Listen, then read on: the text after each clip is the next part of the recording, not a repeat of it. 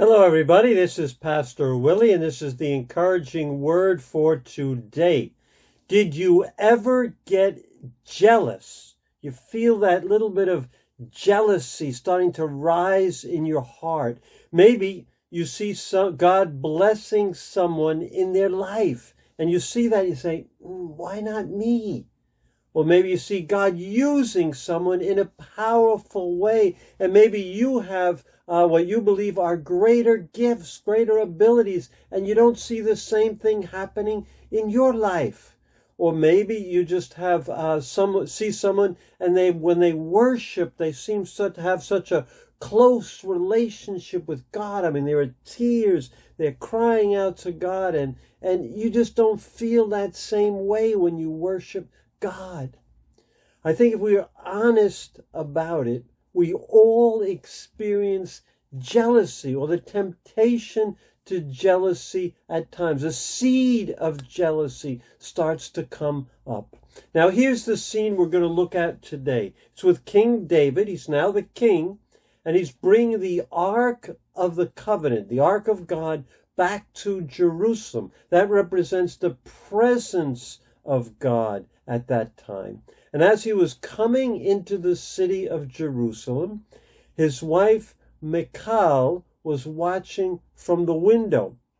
Now here's something important to remember. She is a daughter of King Saul, who's now dead, who David had married. Listen to what happens. 2 Samuel chapter 6, verse 16. As the ark of the Lord was entering the city of David, Jerusalem, Michal, daughter of Saul, watched from a window. And when she saw King David leaping and dancing before the Lord, she despised him in her heart. Despised him. He was worshiping God. He was praising. He was glorifying God. And she despised him in her heart. Why would she do that? Was it his relationship with God? Was it something about remembering her father? Her father didn't have that. Michal was the daughter of Saul. Remember, Saul opened the door for jealousy in his life, jealousy against David, and it possessed him, and he became obsessed with killing David. And now his daughter has jealousy. Looks like a generational curse or a pattern that is passed down to her. And so later on in the chapter, as you read it, you'll see she confronts David. And he says, I was worshiping before the Lord. And he said, I will celebrate before the Lord. That's verse 21. Two takeaways for us today.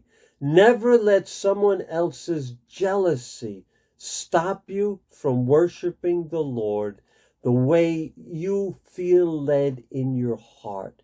Serve him as he called you. Do what he called you to do, even if people don't understand that.